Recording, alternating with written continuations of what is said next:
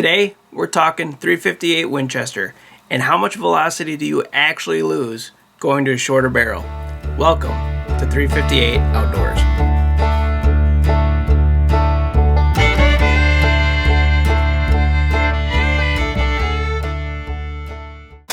Hey guys, welcome back to the channel.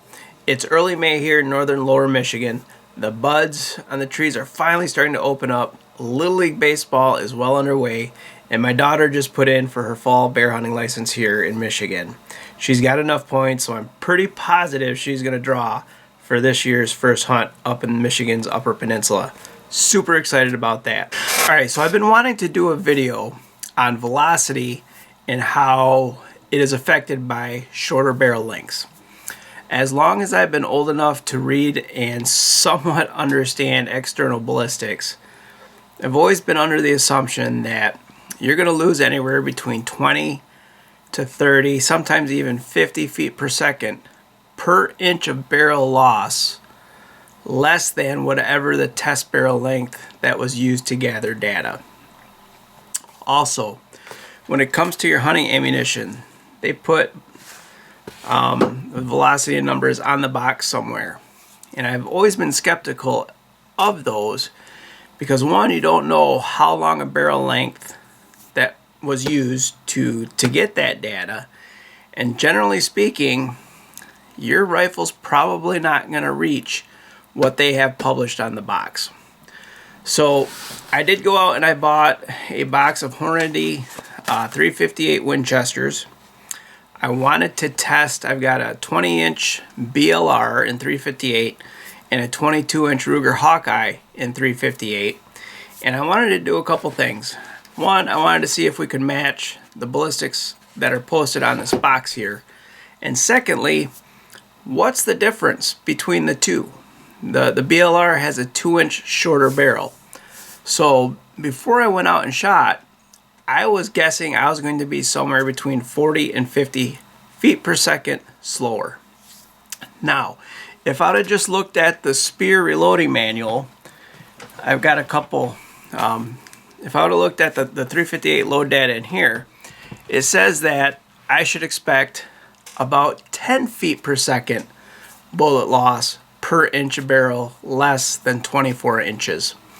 So whatever I got out of the 22-inch Ruger Hawkeye, based on what Spear says, I should see about 20 feet a second less out of the Browning. So I went to the range, again, using factory ammunition, not hand-loaded ammunition. I shot 10 rounds out of the I shot 10 rounds out of the Hawkeye, and then I shot 10 rounds out of the Browning.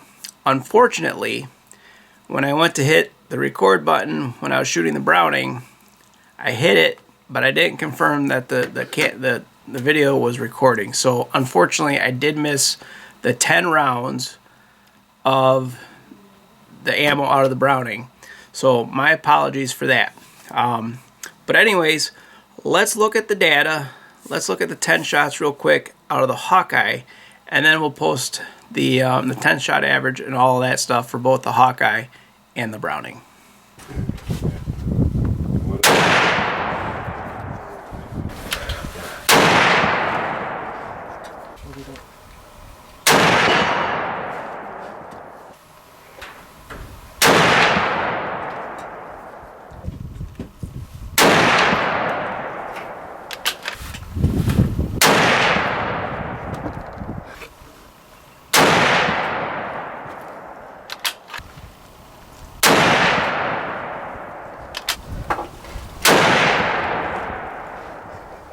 Okay, nothing super fancy or special, just 10 shots of factory ammunition downrange.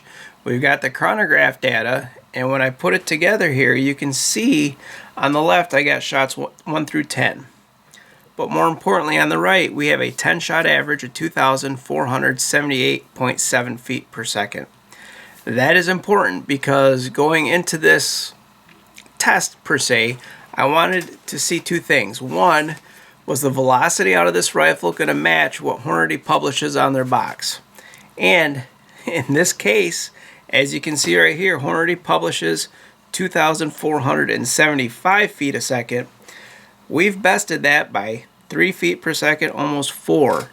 Now granted, there could be some accuracy errors in the chronographs, but they are pretty good. But at the end of the day, I have to eat some crow, because earlier I said I'm skeptical because I didn't think we were going to meet that, but we did, which was pretty neat. So we had a minimum velocity of 2457.3, a max of 2501.6. The standard deviation of 14.6 isn't something to write home about, but in a hunting rifle at the distances that we hunt at, perfect. I couldn't be happier. So let's look at the Browning and see what the Browning did. Again, on the left we have shots 1 through 10.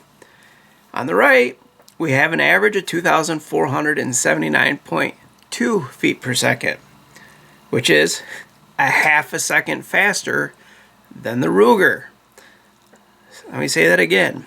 We have a 2-inch shorter barrel with the Browning, but yet it was a hair faster than the Ruger with a 2-inch longer barrel.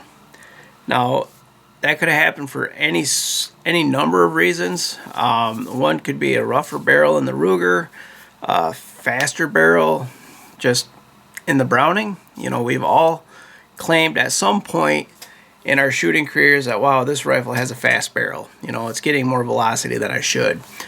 But anyways, at the end of the day, again, eating crow because it matched or surpassed what Hornady put on their box.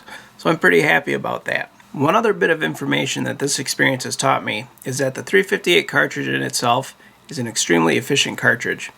The reloading manual from Spear says I should have expected a 10 foot per second loss per inch of barrel length. So I should have seen roughly 20 feet per second. I didn't see any going from 22 to 20. And matter of fact, it was even slightly faster. Now I know we had talked that, you know, it could be a faster barrel, the Ruger could have had a slower barrel, but at the end of the day, it is a pretty efficient cartridge. And for those of you that just purchased or are looking at purchasing a 358, Ruger has come out with it chambered in their Hawkeye, but instead of a 20 or 22 inch barrel, they've got it chambered in a 16.6 or 16 and a half inch barrel. And that's to accommodate for anybody that wanted to put a suppressor on the end of it. So how much velocity are you going to lose going from 22 to 16? I'd have to imagine you're going to lose some, but because of the efficiency of this case, it's not going to be nearly as much as you would think.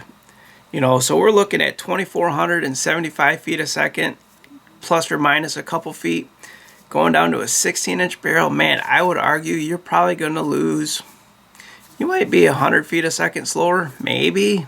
Gosh, maybe not even that. So anyways, I am so intrigued by this. So I've got a 243. I'm going to test this against another 243. We're going to do the same thing with a 6.5 Creedmoor and a 308 Winchester. And we're going to put all that information and really see how those shorter barrels with the different cartridges react. So anyways, we have other exciting stuff coming up. Again, we got Hannah's bear hunt coming up this fall. We did some load development, or I put up some loads last night for it. We're going old school with the 6.5 Creedmoor this year. We're going to 160 grain round nose Hornady, and we're going to put it up against the 155 grain Lapua Mega, another big round nose bullet. And depending on how those do, that's the one that she's going to be using this year for her bear hunt. And also, there's a couple of you that have expressed interest in the 350 Rem Mag. Well, I found some virgin brass. Actually, it's loaded ammo. I pulled the lead. Turns out the brass is virgin. Really excited about that. So we're going to get into the good old 350 Rem Mag. So anyways, I appreciate you being here at 358 Outdoors. God bless, and we'll see you next time.